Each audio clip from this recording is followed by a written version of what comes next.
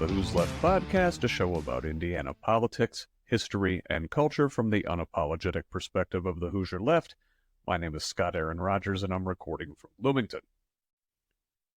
You know, for a political sicko like myself, I have been embarrassingly ignorant about county government. With all the noise at the national and even state levels, most of us pay little attention to the areas of government we're most likely to interact with on a daily basis, and the officials whose decisions most directly affect our lives. A few weeks ago, I talked to longtime Monroe County Commissioner Julie Thomas, who gave me a bit of a crash course on county government. We talked about her record in office, and she gave her re-election pitch. Home to Bloomington, Monroe County is largely under one-party Democratic control. So, the May 7th, or vote early now, primary, more than likely determines the winner come November. And so, between the overall ignorance of county government and the fact that the candidates would all generally agree on the big national issues we spend our time focusing on, I didn't have a good grasp of the contours of the local races, the areas of intra-party disagreement, the contentious issues. As I've spoken with a couple more candidates in this county commissioner's race, the picture begins to come into focus. Thomas and fellow incumbent Penny Githens are facing aggressive primary challenges. In District 2, Thomas is facing fierce opposition from County Council member Peter Iversen, while in District 3, Githens faces two challengers, IU law professor Jody Madera and longtime Bloomington City Councilman Steve Volan.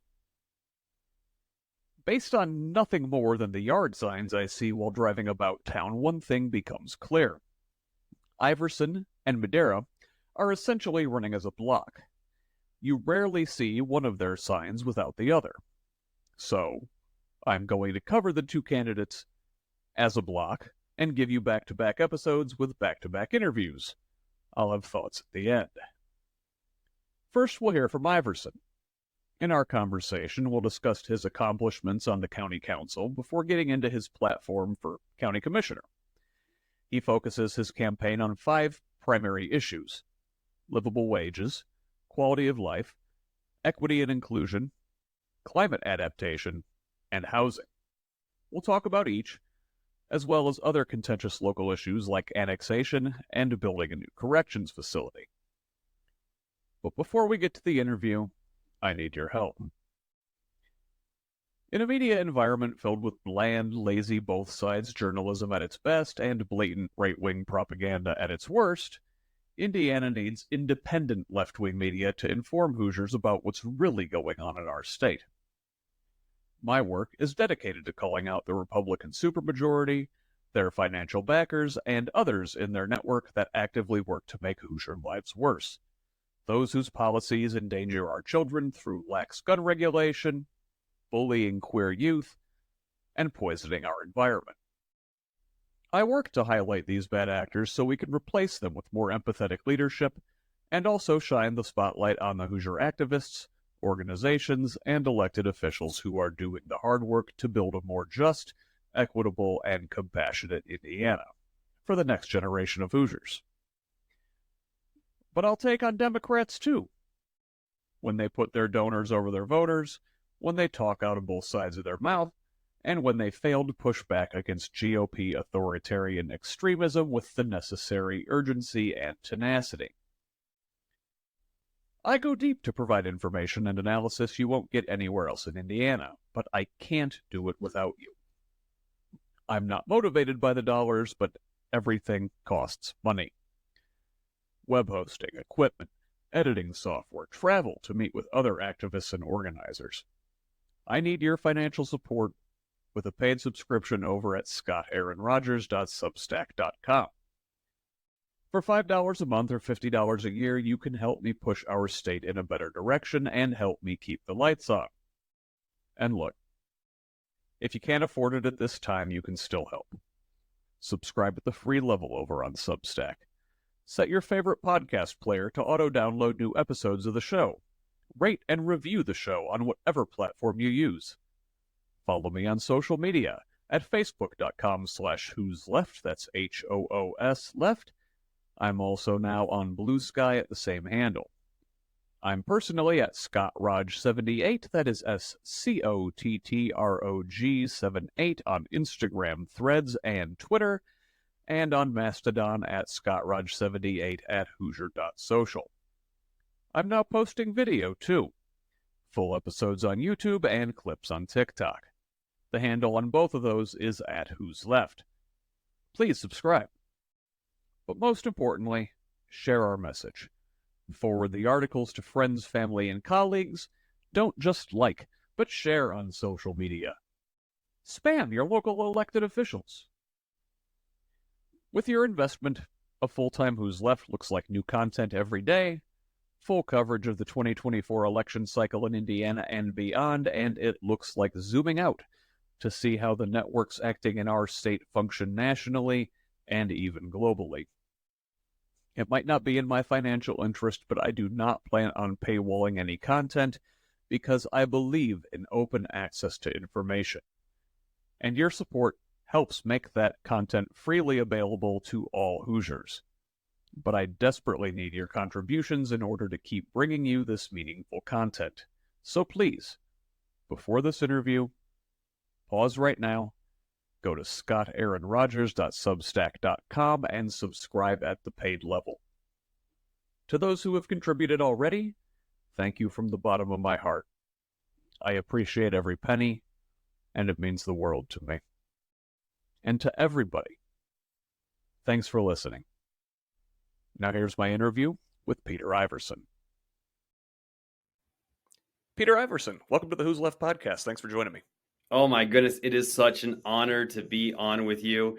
Thank you for the invitation, and I'm looking forward to this conversation and talking to voters about the issues that matter to localities.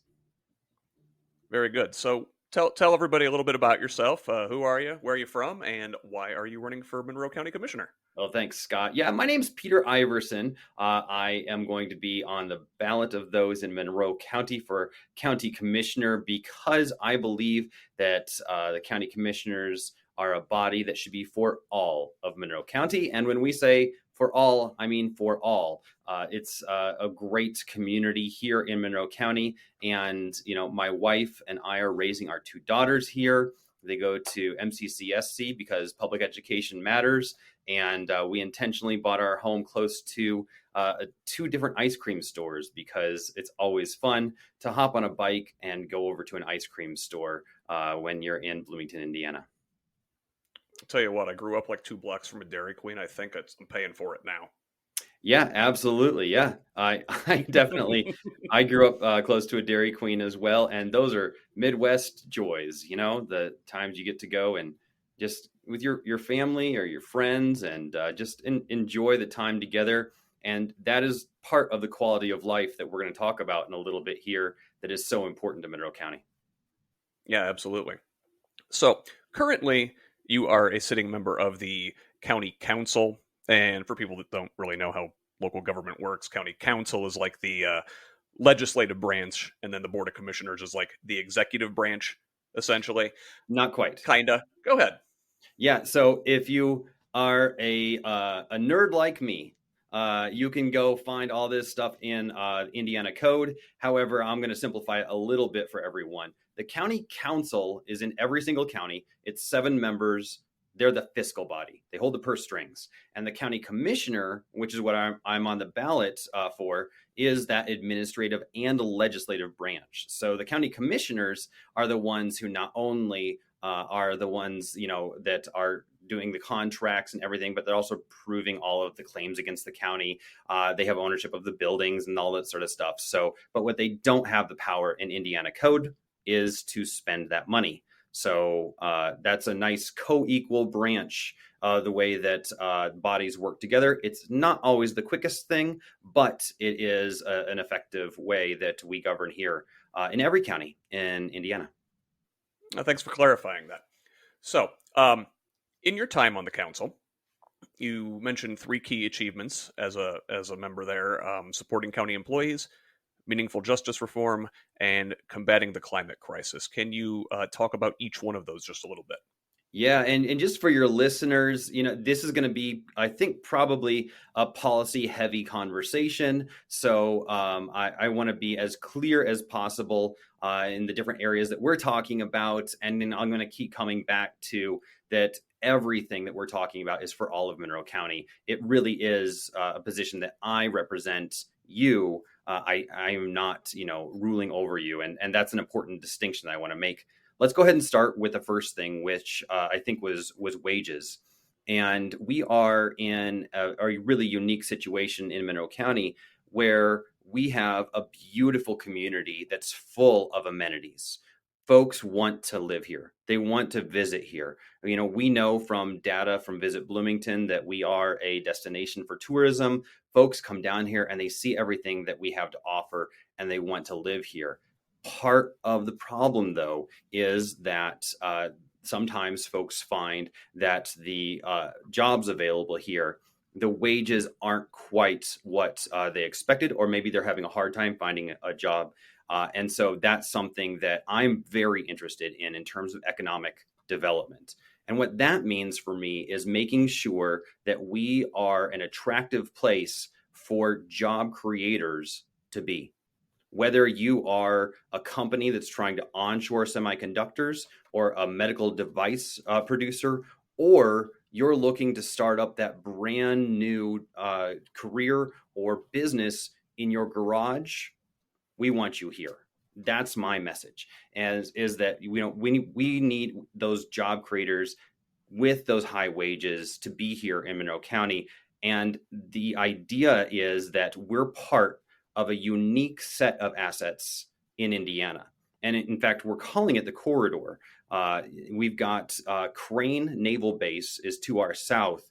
And if you come up I-69, you've got the Monroe County Airport, you've got an R1 research institution in Indiana University, you've got all of our medical device producers. It's a great area to be. And then as you go further up, you get to the Indianapolis International Airport, and it's this great corridor. But we need to make sure that there are jobs there for folks. And that's what I was doing on the county council, is that as we saw that the labor market was behaving in very unique ways, we knew that we needed to retain our employees to provide the public goods that people rely on. Think public safety, public health, making sure that assessments are happening regularly.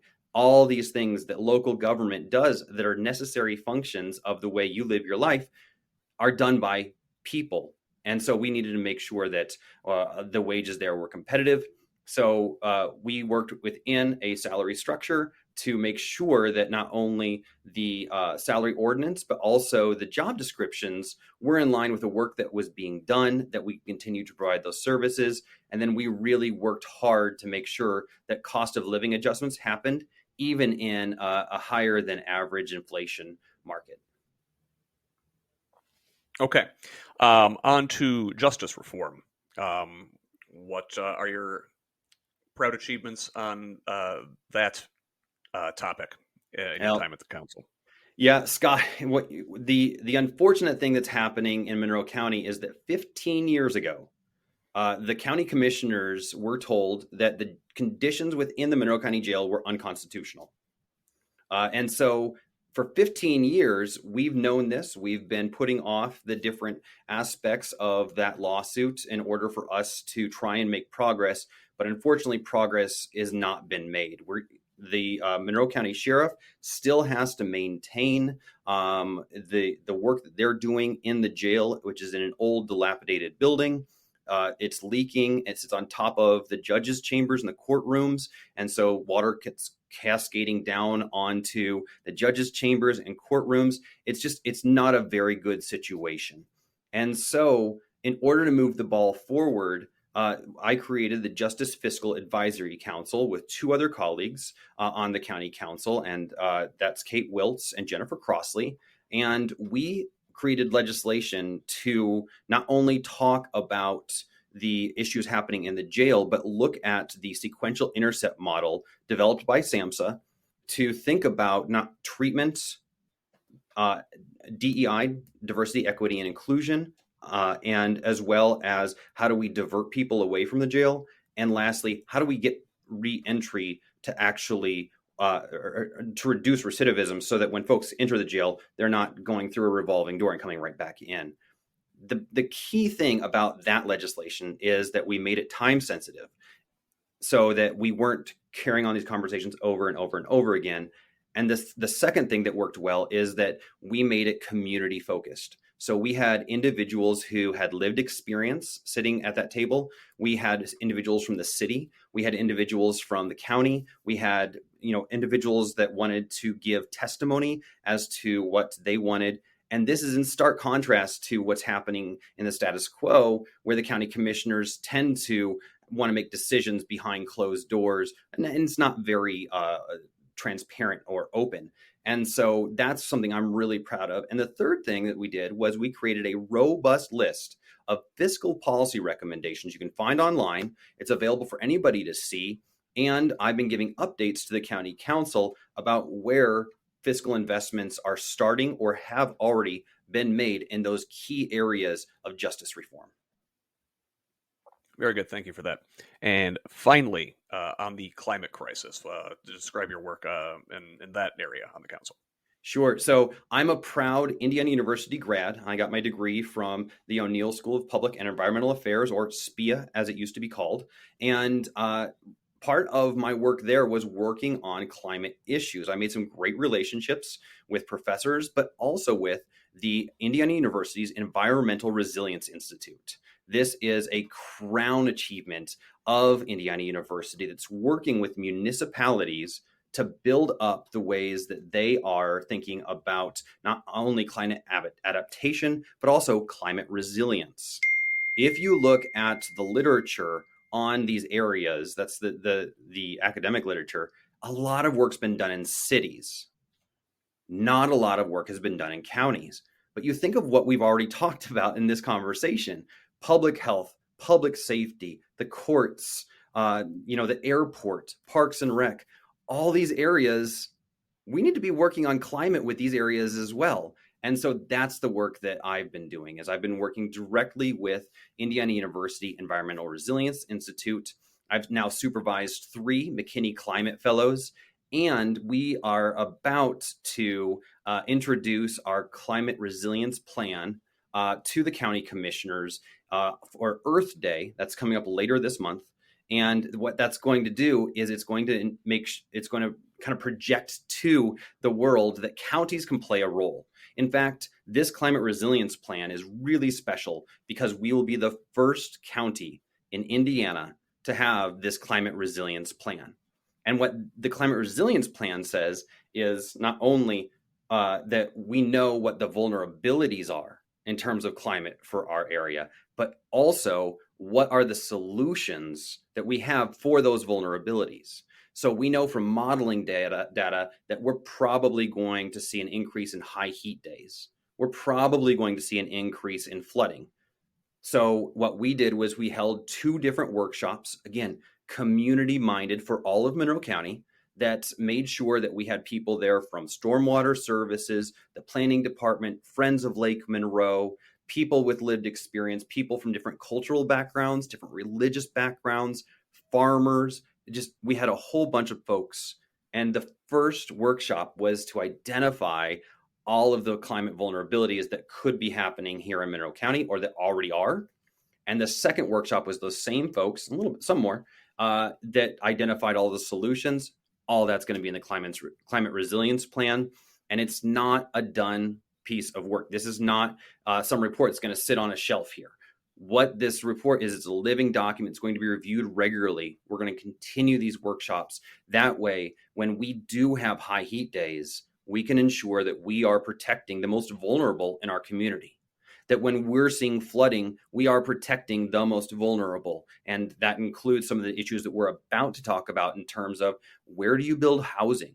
Where do you build your infrastructure, right? So one of the things that we heard from the community was, don't put houses in floodplains. That makes a lot of sense. And that's part of the work that local government's doing for the population and I think it's an important job to look at how we can think about climate resiliency from a policy perspective and really make changes on the ground that's going to benefit generations to come. Very good. So before we dive into um, your policy recommendations and jump into all those details, I want to start at the top level a little bit. You've criticized the incumbent commissioners, saying, quote, the current county commissioners neglected to articulate a long-term plan for the county or set targets, end quote. Can you elaborate by what you mean on that? Do you still want to talk about climate, or do you want to talk about planning, or do you want to talk about, there's Just a lot in we could talk about. general. This is high, yeah, high level. Sure, sure. So one of the things that we deal with in county government are issues that affect not just a certain neighborhood, but indeed the entire county. And a lot of times we're dealing with issues that are really fundamentally important to our community. Think a jail or a treatment center for people with substance use disorder, or a diagnosed mental health, a mental health diagnosis. Think about a convention center. Think about an airport. All these big, big assets in our community, they need a lot of planning. They need a lot of forethought, and they need a lot of community buy-in. That takes some time. One of the problems, though, that we have in current county government from our administrators and the current county commissioners is that it seems that those folks are much more interested in what's happening in the next media cycle and less than what's happening down the road. For example, a lot of times when I'm talking with folks about policy, we're talking about what's happening with the county comprehensive plan. This is an important document that guides our plan department, plan commission on how we go forth with development in the county. That document, that comprehensive plan, has not been updated or adopted for 15 years. That document does not reflect some of the new information we have about housing needs. It doesn't reflect the information that we have about the pandemic. It doesn't reflect information that we have about the new data in climate. There's just so much that's happened in the past 15 years. It's not been incorporated in our comprehensive plan. There's not a plan to move forward here. And that's really, really unfortunate. Similarly, and when it comes to climate, if you listen to what the current county commissioners are talking about, they're talking about putting solar panels up on county buildings. That's great. But that's kind of the basics, right? We know we need to be more mindful about how we're producing energy, but we also need to be thinking into the future. We also need to be thinking about our floodplain maps are being updated because we are concerned that what used to be 100-year floods are now going to be happening much more regularly. So that's coming from the state. We know that our stormwater folks are working on that, but it's a reality that we need to be mindful of. It should not take 15 years to build a new jail. Full stop. Sure. We should have had this done years and years ago. In fact, one of the things that has come out is that the desired location that came out from that justice body that I started with my colleagues was that folks wanted the new jail close to social services and close to public transportation. I think we can all, agree those are great things. We need that. The ideal location that the county owns couldn't be worked on because there's a mound of dirt that would take 2 years. Well, additionally, with some electric poles to be moved, 2 years before we could even break ground on a new justice facility. If we had started that work 10 years ago, we would have a new facility right now. But we haven't. And if you look at the actions of the current county commissioners, they seem intent on going on a lot of jail tours, but still the communication breakdown with other elected officials is really evident. And that's really unfortunate. When we were running the JFAC committee, we made sure that the sheriff was there, that the judges were there, both civil and criminal. And that's why I'm running. That's why I think folks are really excited about this campaign, is because they know that I'm someone that can work with folks across the aisle to articulate a vision about where we're going and come up with those strategies about how to get to that quickly. Well, let's talk about your vision here a little bit. Your campaign focuses on 5 policy priorities. That's right. And I'd like to talk about each one just a little bit. So the first one I want to bring up is wages, and we've talked about it a little bit. So What can the Board of Commissioners do to help secure higher wages for Monroe County residents, especially given that there's an Indiana law preventing localities from setting a minimum wage higher than the pathetic seven and a quarter that we've had since 2009? That's exactly right. So one of the things that I already have am working on is I'm president of the Personnel Administration Committee, which looks at those salary ordinances. We can adjust salaries, and that's certainly something the council can continue to do. As commissioner, I would encourage the council to work toward that to make sure that job descriptions were updated to earn those higher salaries. The second thing we can do is we can support unions.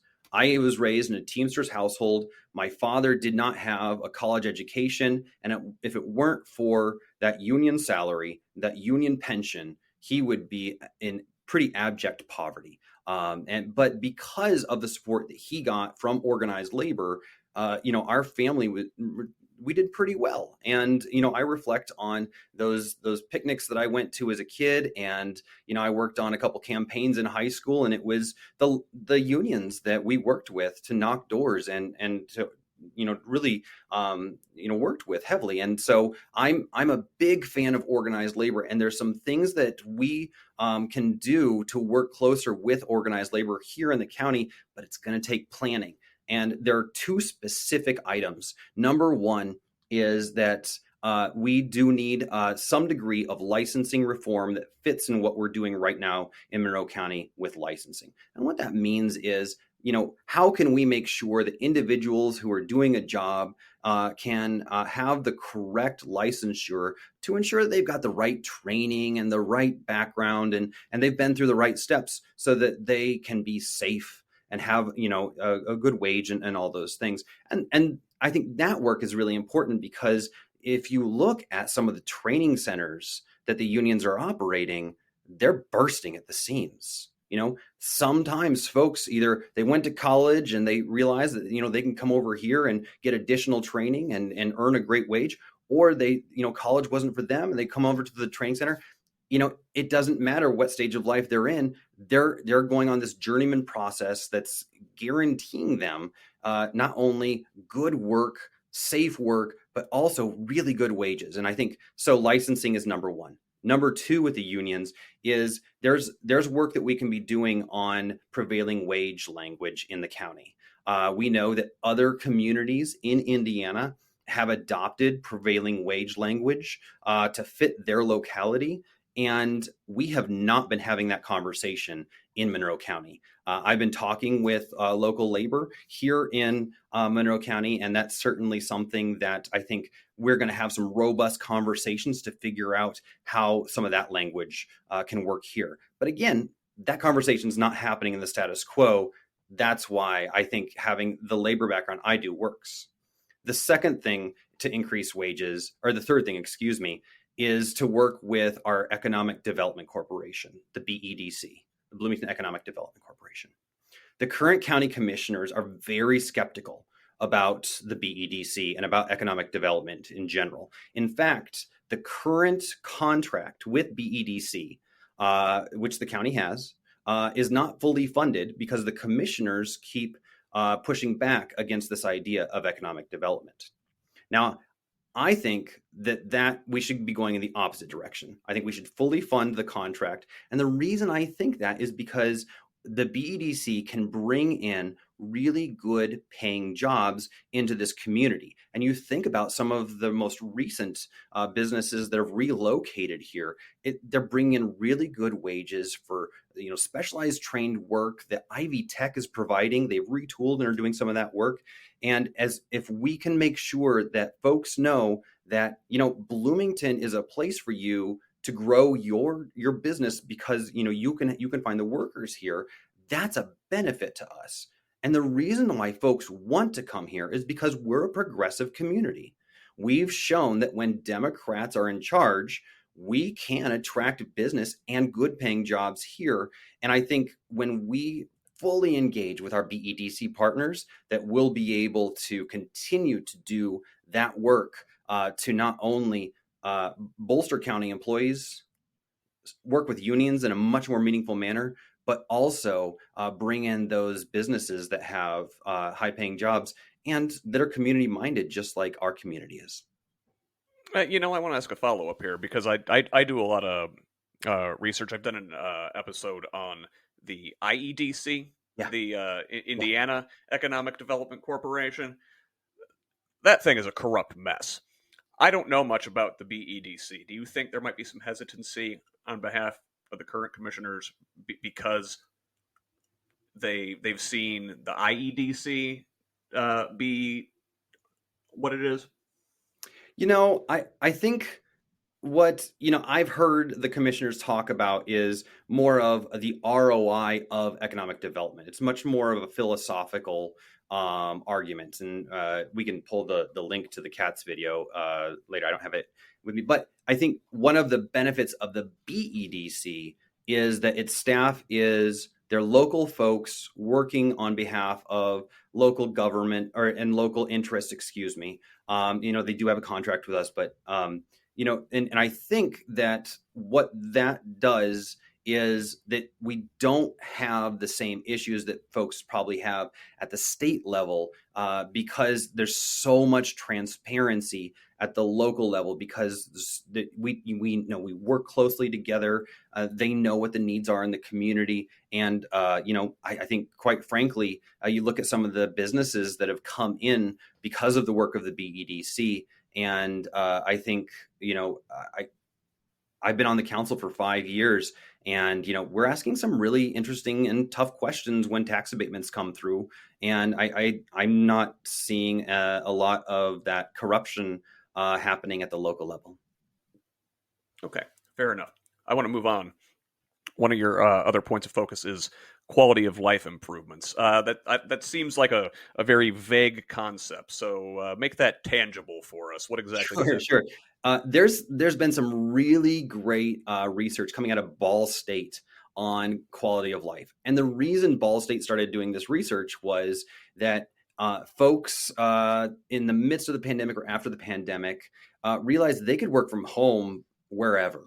They could work remotely from wherever. And so you saw a lot of communities, particularly smaller communities, really starting to ask the question, well, how do we get some of those folks to move here? How do we get folks to want to relocate here? And that brought into question, well, why are people moving to a certain locality? And so the work out of Ball State pointed out two main things that I like to focus on, and their research is much more in depth, and we can get into some of their findings. But number one is public safety. So as county commissioner, we work very closely with the sheriff to make sure that our community is safe.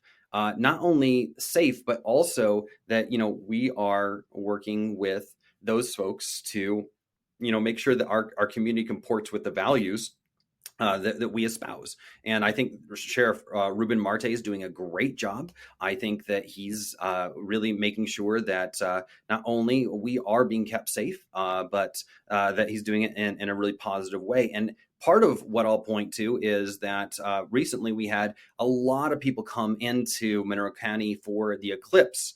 And there was a lot of work 12 months in advance to do just tabletop exercise after tabletop exercise to make sure that we were ready for an influx of folks. And there were certainly issues that happened, but by and large, these types of events go off pretty smoothly given the number of people. And, we know how to do this because we have home football games and home basketball games and home baseball games and parents weekend at IU and all these other things. And so public safety is really important to us. We know how to do it. And again, that's important. The second thing is good schools. Folks want to move to a place where the schools are good. MCC, SC, and RBB are top notch. We work closely with the school board to make sure that we've got good working relationships where we need to have those relationships. But we also have pretty good working relationships with Indiana University and Ivy Tech. I was just over in Bryan Hall at Indiana University talking with some of the leadership over there about some of the community needs that we have. We talked a lot about housing. We talked a lot about amenities and why professors stay or don't stay. We'll get to that in the housing conversation. But those are the two key areas why I think folks are moving here, is because they know this is a safe community and they know that the schools are good. So they feel comfortable bringing their families here. They want to bring their families here. But the problem is that our population is pretty stable because we don't have enough housing. Yeah, we are, in addition to being a safe and well educated community, we're also a welcoming community.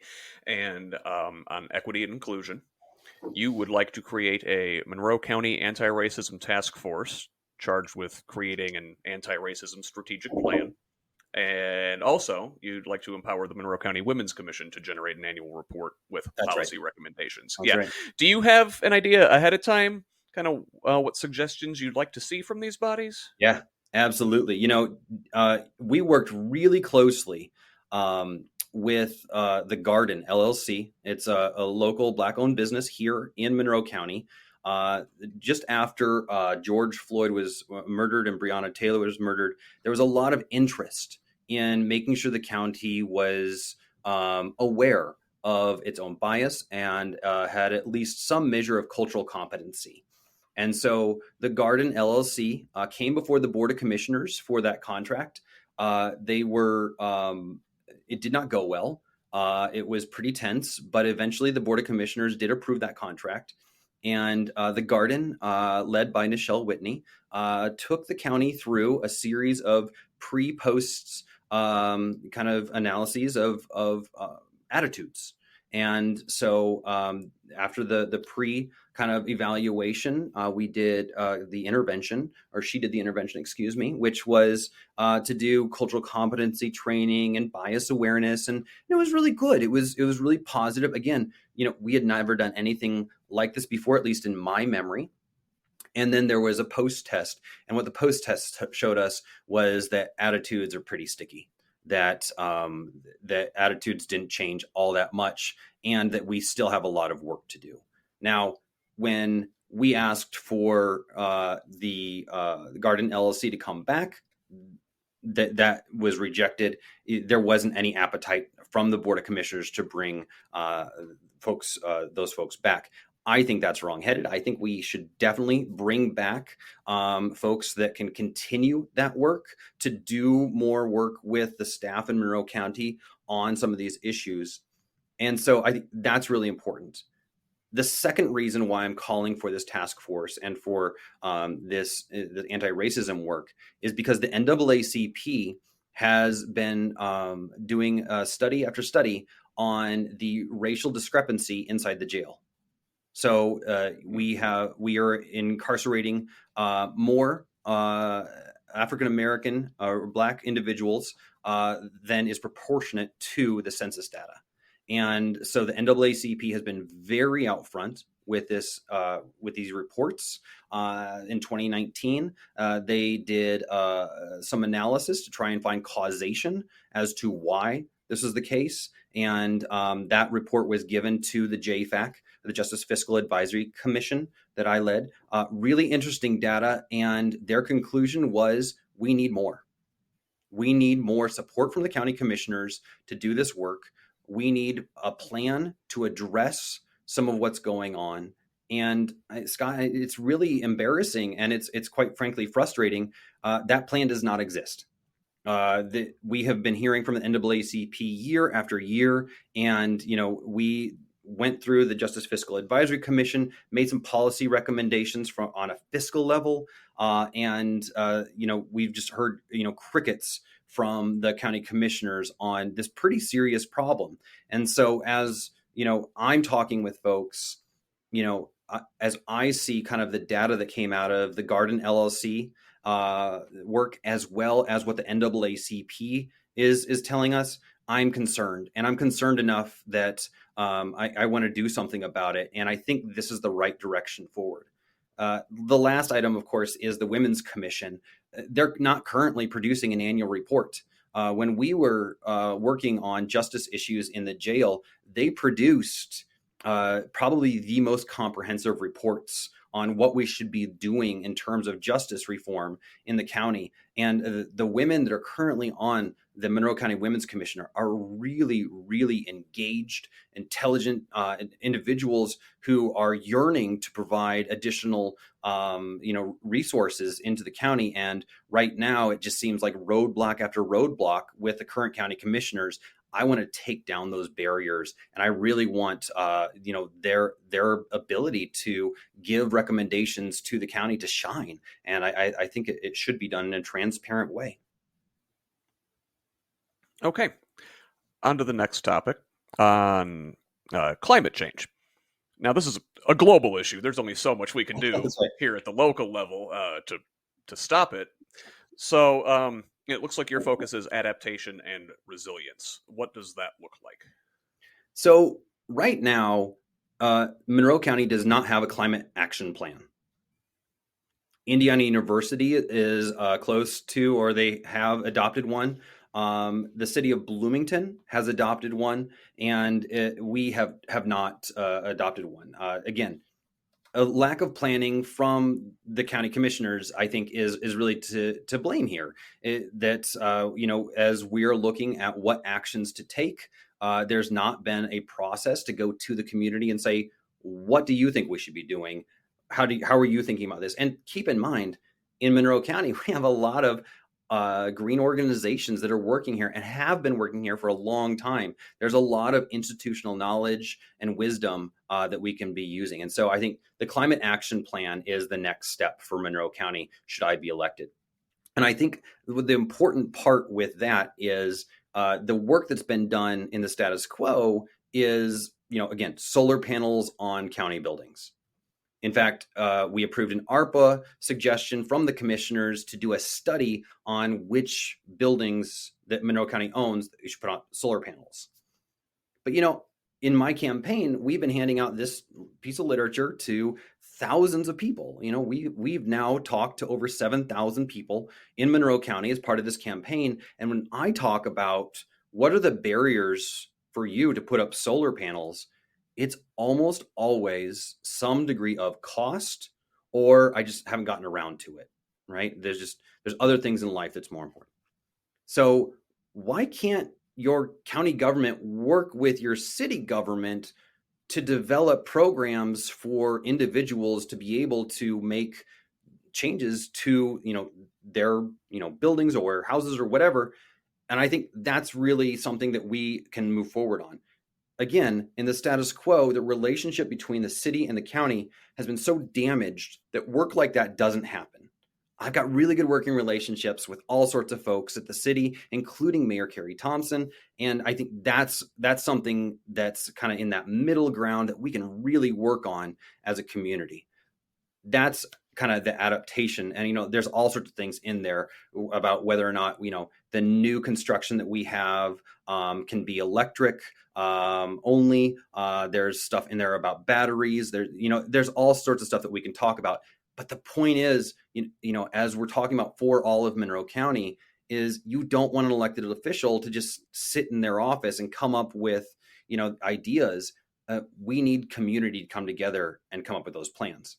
Resilience, I think I've talked about a little bit already, but that's the idea that we are facing some unique vulnerabilities as a community, and we really do need some cross-sector plans on how to address those vulnerabilities. So, whether it's warning systems or it's guides on how to, think about tourism and green tourism and how to find new cooling stations that, historically we've thought about fire stations as those cooling stations. I don't know, if you're, the older folks in your life, are going to pick up and go to a fire station if their power goes out on a summer day like it did last year. So we're thinking more about, okay, where are the community gathering places? And as county commissioners, how can we encourage the community to build those large, community gathering spots where we can ensure that even in times of power outage and on a high heat day, that we can keep folks cool. So there's a lot of work to be done. There's a lot more detail to this. We could probably do an entire podcast just on climate resiliency. We could do an entire podcast just on climate action planning. But there's a lot of work to be done. And part of the reason why I'm running is I've started that work in Monroe County, and I want to continue it. All right. Your most detailed policy proposals come on the topic of housing. You've said, quote, rising housing costs, limited supply, and poor decisions by the current county commissioners, end quote, have made it nearly impossible to house the whole population. Um, Please explain this. How do Sure. you plan on solving this problem? Sure. So a lot of this comes down to zoning reform. In 2019, the current county commissioners had 3 separate neighborhoods come up for their approval from the Plan Commission. So the way that it works in county government is that land is identified as potential for housing, and so it's zoned that way, zoned as housing. And then the Plan Commission works with a lot of cases, times a developer to develop plans for that. And there's a lot of back and forth. Ever watched a Plan Commission meeting? You can see a lot of that about, where does the driveway go and where do the trees get planted, and all this. There's a lot of back and forth on the details. But once all those are ironed out, it comes to the Board of Commissioners, the county commissioners, and they give the final approval or denial. In 2019, there were 3 projects that came forward that were workforce housing, affordable housing, and the commissioners rejected all 3. The community was supportive of these 3 developments, but the voices from some sections of the community seemed to drown those out, and the commissioners voted against them. And so one of the things I'm really concerned about is not only those 3 votes back in that was in 2021. I said 2019, I meant 2021. In 2021, but now in 2024, we have a county development ordinance that has demonstrably reduced the zones for residential and increased the zones for agricultural. So this entire conversation that we've been having has been about how exciting Monroe County is. It's a great place full of assets. Folks want to come here. We're a welcoming community. But what they're hearing from county government, particularly in the county commissioners, is we are rejecting new neighborhoods, and we're pushing forward a county development ordinance that promotes agricultural zoning ahead of residential zoning. And so what you'll hear sometimes is the current commissioners say, well, you can still have houses in agricultural areas. But the problem is that if you zone it agricultural, the plot sizes are 1 acre or larger. So it's really hard to make an argument against sprawl when every plot is 1 acre or larger. What I'm proposing in my plan is to think more about the way that we're zoning these areas to allow for the full spectrum of housing. We know the housing crisis is going on throughout the country, and it's problematic in larger cities and in college towns. We're certainly feeling it here, and we know there's just not enough housing. We're not going to solve the housing crisis by building a single family home on a 1 acre lot next to a single family home on a 1 acre lot. We're going to get there with a full spectrum of housing. That means I'm not against really big homes, right? If you want to live in a really big home, that's your prerogative. You don't want me telling you which house to live in. What I want to do is I want to provide those options so that whatever stage of life you're in, you can find a home in Monroe County that fits your lifestyle. So I've got 2 kids. They're getting older.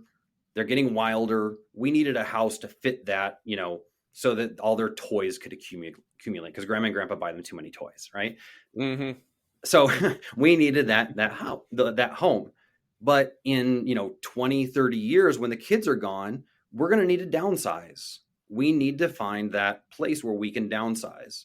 Similarly, before we had kids, we lived in apartments. We wanted to rent. It made the most sense for us to rent. So we need that wide spectrum. So not only do we need multifamily housing, but we also need different styles of that multifamily housing in addition to rental units and in addition to single family housing. I don't want to get rid of any one type. I do want to broaden the way that we're talking about what's possible in our zones so that it includes more choices for people depending on their lifestyle. And I think that we can do that. And Jackie Gillen Nestor, who's head of our planning department, is just a really, really great asset here in Monroe County. She's got a great team of young planners, and they're very focused on the environment. They're very focused on how can we make sure there's enough houses for everybody, but also protect our wetlands? How do we make sure there's enough houses for everybody, but also protect our forests, our lake, habitats for, for wild animals? There's a lot of great conversations happening. And so when we get to this conversation about housing, a lot of times you'll hear people try and, funnel you into a binary decision, this or that. And I think the time for that is over. I think we really need to get rid of that binary thinking and say, how can we do this and this? How can we build more houses and continue to protect our environment? It's possible. We can do it. And that's what I bring to the table. Okay, and that's one of the things I was going to ask is like, how do we balance the need for increased housing stock with the need to protect the environment? Do you have thoughts on that, or are you just deferring to No, no, to the experts there? no. I mean, we can get into some of the zoning issues here, but like one of the things that we have is we have protective overlays in our planning. So you can't build Soviet style apartments on the hill overlooking Lake Monroe, right? We're not going to do that, right? We need to protect our water source. We don't want that erosion to come down into the lake. We don't want the different pollution to come down into the lake. And so we definitely have different ways of protecting the different environmental assets, the lake, the forests, the wilderness on the south side, but also some of the karst features that we have dotted throughout the community. Again, we don't want to put someone's home that they're raising their family in on top of a karst feature and the bottom falls out one day, right? There are things that we can do to make sure that we are identifying the environmental assets that we want to protect, and we're building in areas where those don't exist. The second thing that we can do is that we can promote sustainability while we're building, and we can promote conservation while we're building. This is one of the things that Jackie in the Monroe County Planning Department is doing a really good job of, is by making sure that when new developments happen, that we're planting more trees. When new developments happen, we're working with stormwater to put in stormwater collection units so that when we get above average rain, or we get above average, flooding or whatever happens, that it's going down into an area that not only features as a rainwater collection unit, but also as habitat for all sorts of songbirds and wildlife that exists. So as we're, doing this work, that's something that we're really trying to do. The other thing that I think can be done is think of a transportation-based development.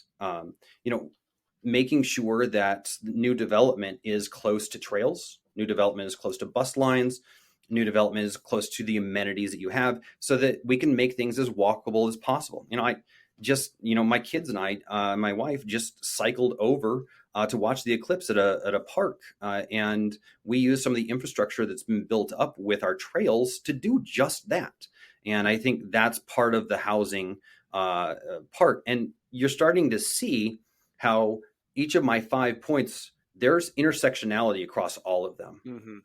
So in order to build more housing, we need good jobs. In order to have people that want to live here in good housing, we need good quality of life.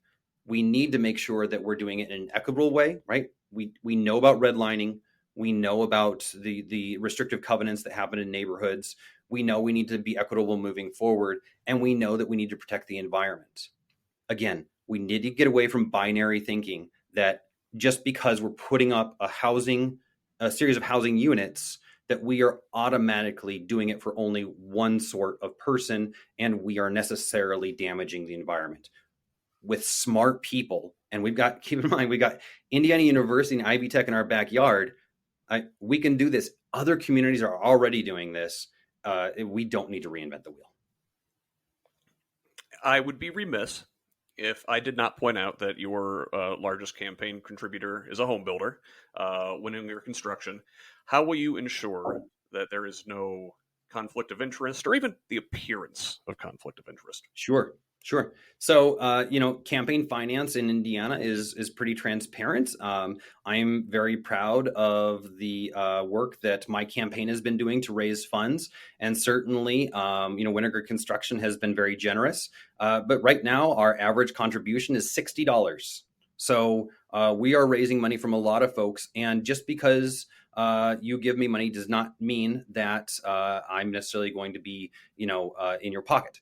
And I think as proof of that is that there are a number of folks who do development that are local here in Monroe County. So the check against my, interest being bought will be that when I am commissioner, if every single project goes to Winnegar Construction, that's a problem, right?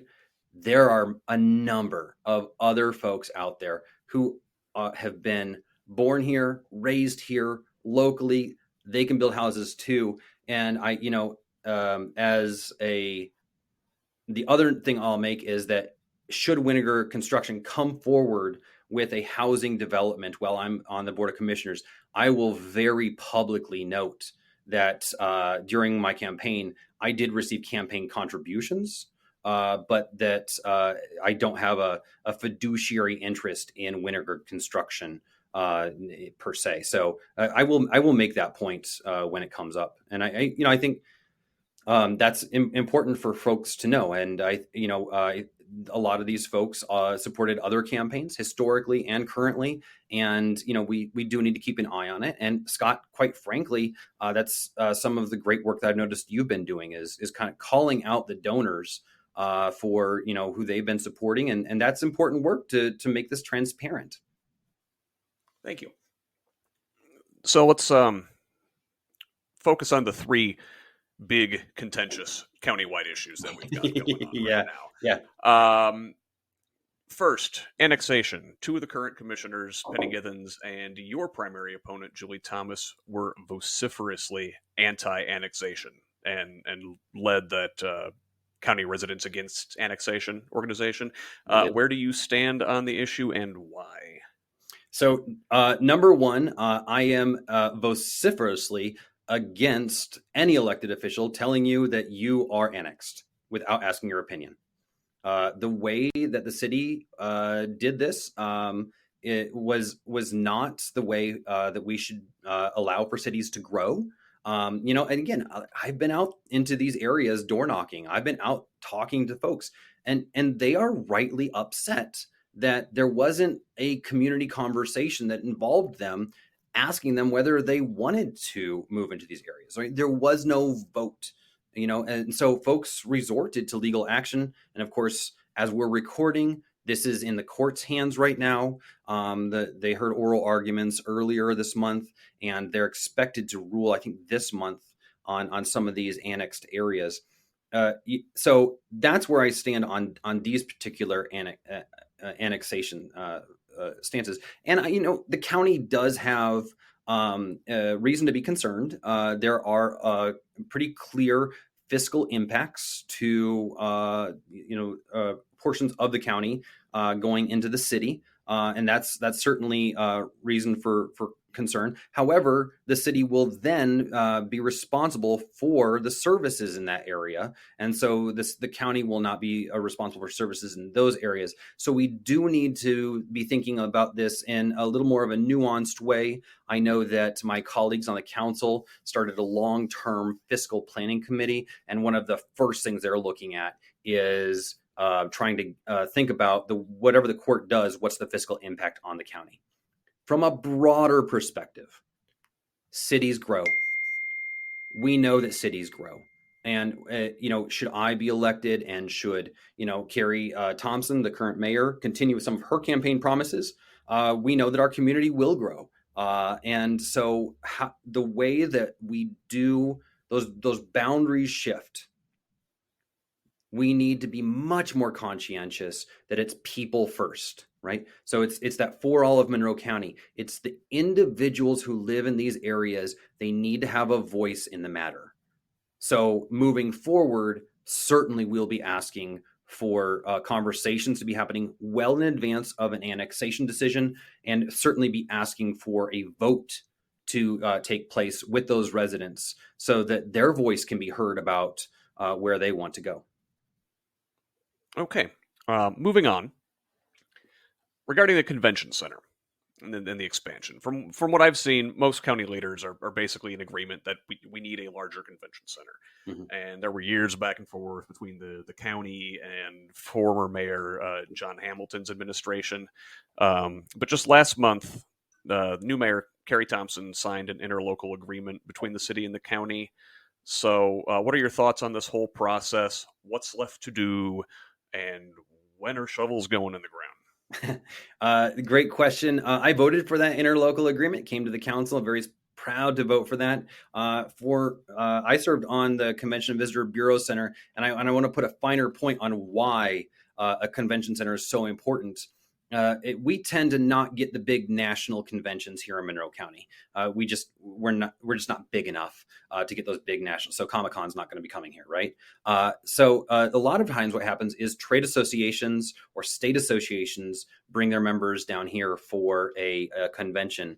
And what we kept hearing from folks is, I have a lot of our members are LGBTQ plus, and they don't feel safe going to any other community. That Monroe County, is a safe place for people to go.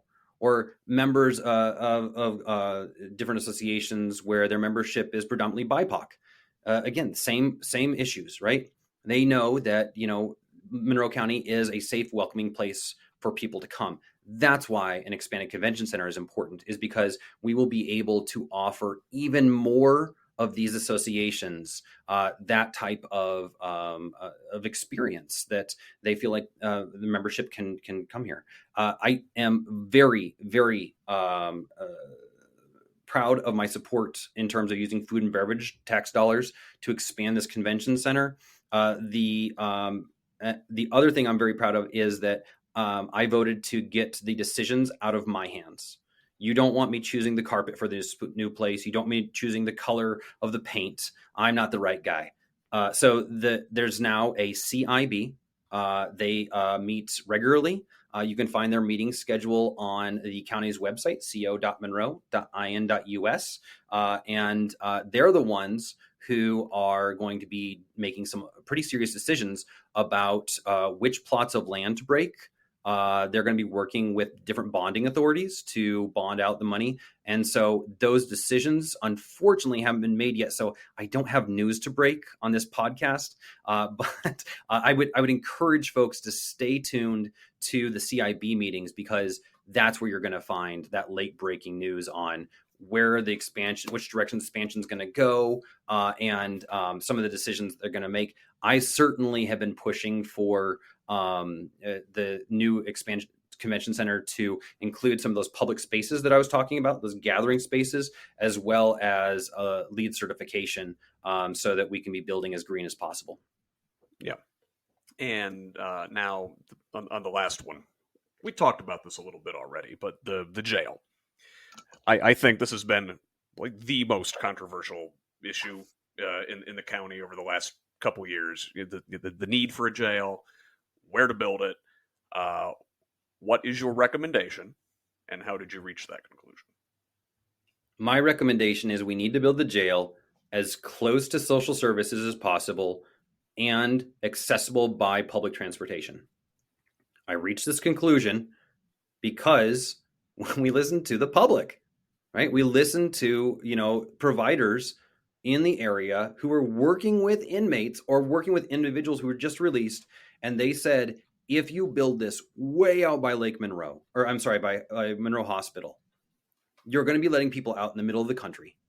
There's not going to be any services nearby. Buses don't run out there. You're going to have people getting hit on the highway. You're going to have people getting hit on the county roads. It's going to be a disaster. So we need to have the jail built in one of those two, with those two things. That being said, that it's going to be tricky. There's going to be probably some trade-offs that we're going to need to make, where we're going to be working with Bloomington Transit to get transportation to a certain area.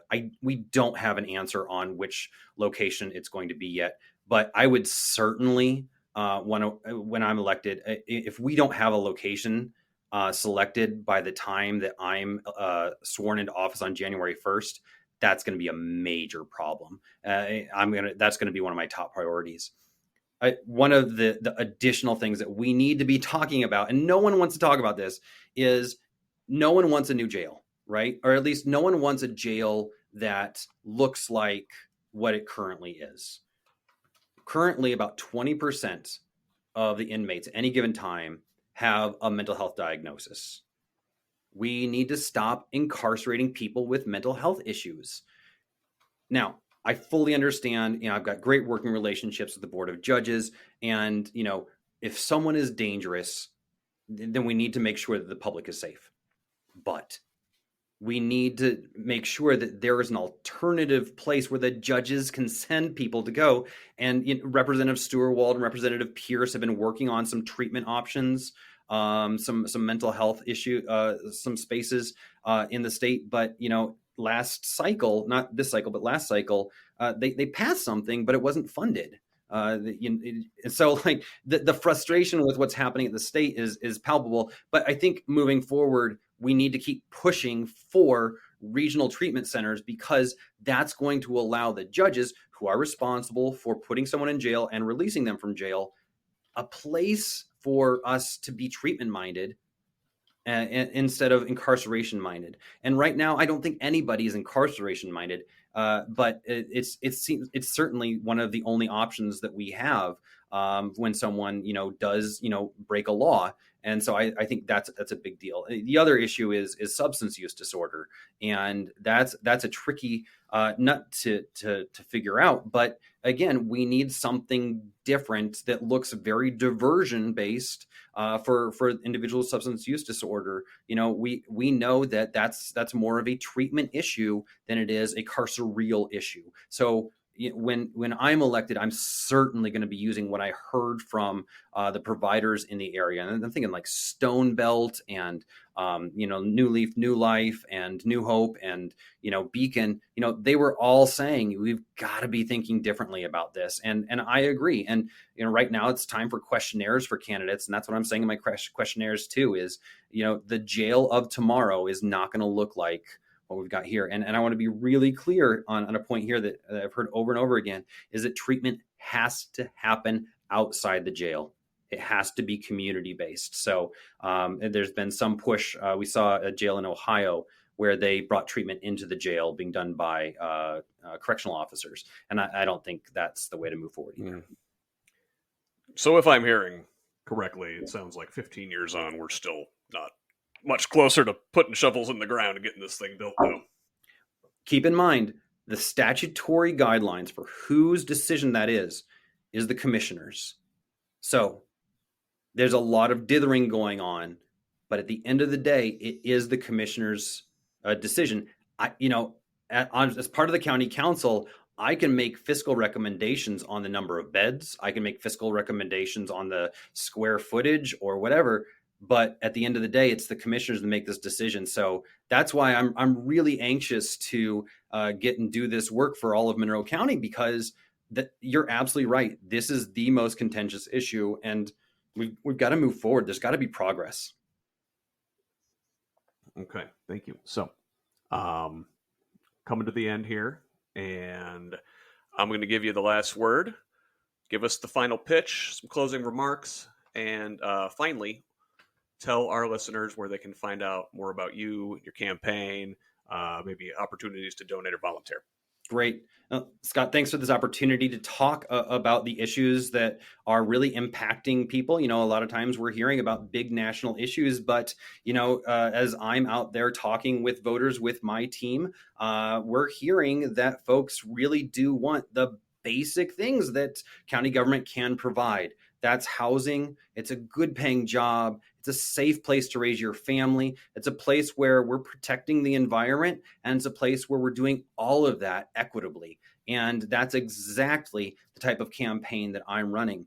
Unfortunately, on a podcast, you can't show a lot of action, but I would encourage folks to go to peteriversen.org or just Google Peter Iversen, and there you can see just the type of action that we're taking. We're one of the very few campaigns out there that is actively phone banking. We need your help doing that, getting people to the polls. Early voting started today in Monroe County. My wife and I were out there proudly exercising our civic duty. But we need folks out there phone banking. We're one of the only campaigns. We're knocking 4 days a week. We're knocking for about 16 hours every single week. We need help getting people out to the polls, and we're doing everything we can to promote democracy. We're really proud that we've reached over 7,000 people here in Monroe County now, just to really make sure that we are promoting these the right to vote, and we're listening to folks. And so a lot of the items that you see at peteriversen.org, particularly the issues, have been refined based on conversations that we're having with people. And so that's the type of leadership that I think this community wants. That's the type of leadership you're going to get with Peter Iversen. And I encourage you to vote and visit peteriversen.org. Thank you very much, Peter Iversen. Appreciate you joining the Who's Left podcast. Well, thanks again. And, I going to go onto your Substack here and, subscribe. I just love everything you're doing here, and I encourage all of your listeners to do the same. Thank you, Peter. Appreciate it very much. All right. Have a good day. Once again, that was Democratic candidate for Monroe County Commissioner Peter Iversen. I'll be back real soon with part 2, in which I'll interview Jody Madera and give my thoughts on the state of these county commissioner races. For now, thanks for listening. Follow me on Facebook, Blue Sky, YouTube, and TikTok at Who's Left, and on most other social media sites at ScottRodge78. If you want to reach me, send me a DM on the socials or email me at scottrodge78@gmail.com. My guest today, Peter Iversen, can be found online at peteriversen.org. That's Iversen with 2 E's, Iversen. If you haven't yet, when you're finished here, go to scottaaronrogers.substack.com and subscribe at the paid level.